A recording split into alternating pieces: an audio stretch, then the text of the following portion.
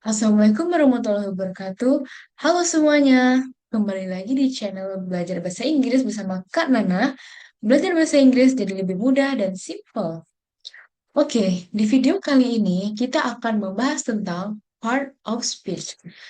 Saya akan membahas secara umum gambaran part of speech ya. Jadi lebih ke introduction atau pengenalan dari part of speech. Kita mulai ya. Yang pertama, what is a part of speech? Apa itu part of speech? Part of speech adalah istilah yang digunakan untuk pengelompokan kata-kata berdasarkan fungsi dan peranannya dalam sebuah kalimat. Jadi di sini ada 7 jenis part of speech. Yang pertama ada noun atau kata benda. Yang kedua, pronoun, kata ganti. Yang ketiga ada verb, kata kerja. Yang keempat, adjective.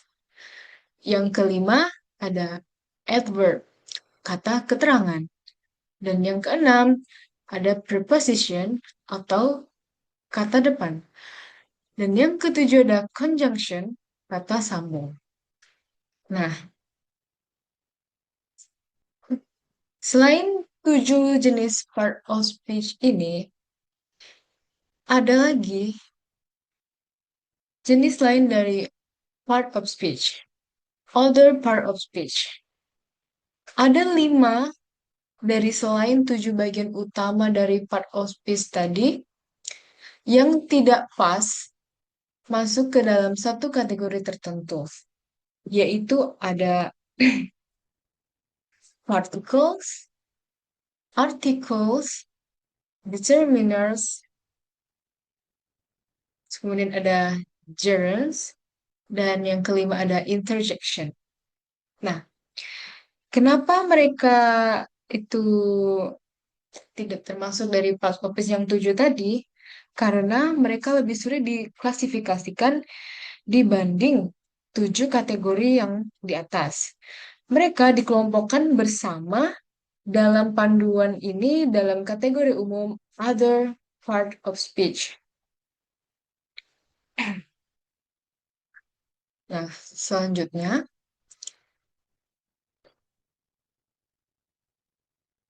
nah, bagian yang pertama kita bahas dari 7 part of speech itu yang pertama adalah nouns. Oke, nouns ini artinya adalah kata benda. Definisi dari nouns adalah kata yang mengidentifikasi atau menamai orang, tempat, atau benda. Noun dapat berfungsi sebagai subjek dari suatu klausa atau kalimat, objek dari verb, atau objek dari preposisi. Contoh noun ada cat, book, table, girl, dan plane. Oke. Selanjutnya adalah pronouns. Pronouns artinya kata ganti.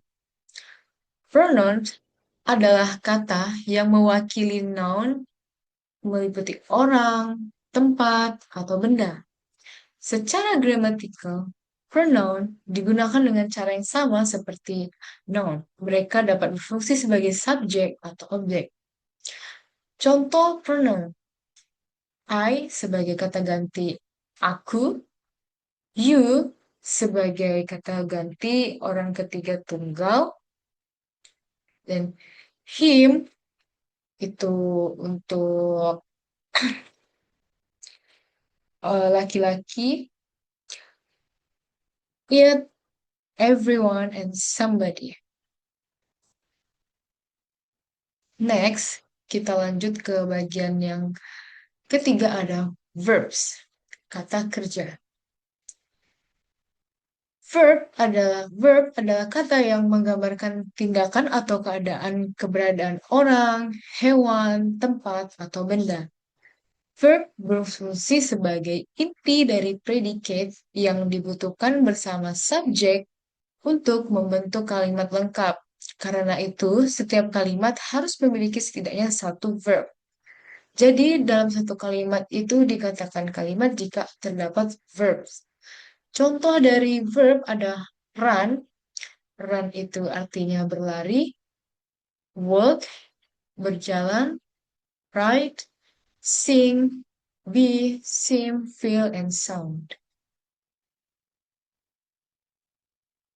Oke, next kita lanjut ke part of speech yang keempat. Ada preposition atau kata depan. Preposition adalah kata yang menunjukkan hubungan antara noun atau pronoun disebut objek dari preposisi dengan bagian lain dalam kalimat. Bersama objeknya, preposition membentuk prepositional phrase yang berfungsi sebagai adjektif atau adverb. Contoh, on the table, in the street, across the field. Nih, yang merupakan preposition itu adalah on, in the set prepositionnya ini in, dan across the field adalah prepositionnya adalah across. Next, other part of speech. Nah, tadi kan di awal kita sudah membahas ada bagian lain dari part of speech. Yang pertama ini adalah particles, ya. Partikel adalah kata kecil yang memiliki fungsi gramatikal khusus dan tidak selalu sesuai dengan kategori lain. Biasanya digunakan untuk menunjuk atau memberi makna tertentu pada kata kerja. Contoh partikel yaitu ada to dan not. Nah, contoh penggunaannya yaitu to it. Kata kecil ini biasanya terlihat seperti preposition, tetapi dipakai secara berbeda. Oke, bisa dipahami. Kemudian yang kedua itu ada article. Artikel adalah kata yang digunakan untuk menunjukkan apakah sebuah noun bersifat umum atau spesifik. Kata-kata yang menunjukkan spesifitas sebuah noun seperti a, and the. Oke. Selanjutnya ada determiners atau penentu. Determiners adalah kata yang muncul sebelum noun untuk memberikan informasi tambahan seperti kepemilikan, jumlah, atau spesifikasi. Contoh, this, that, my son, every. Contoh kalimatnya yaitu this is my book. Ya, that is my pen.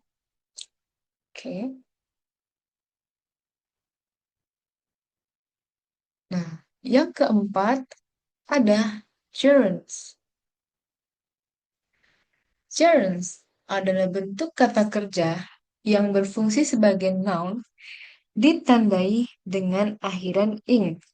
Contohnya, swimming, reading, and dancing. Swimming ini kata dasarnya adalah swim, yang artinya berenang. Kemudian ditambahkan ing jadi swimming. Nah, ini disebut dengan gerunds. Lanjut.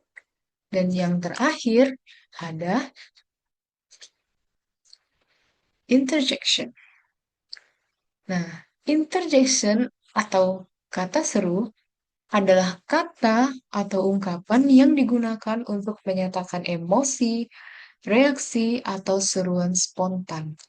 Nah, biasanya ini ekspresi dengan pengucapannya sangat uh, seru ya, seperti wow, wow, ada tanda serunya. Nah, oke. Jadi, tadi ada 7 part of speech yang sudah kita bahas, ya teman-teman.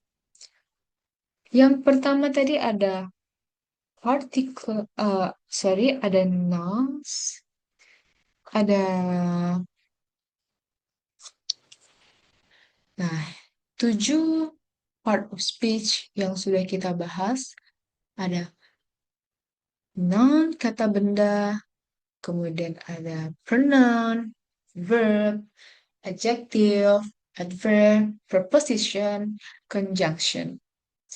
Kemudian ada lagi yang 5 other part of speech, bagian-bagian lain dari kelas kata, ada particles, articles, determiners, gerunds, and interjection.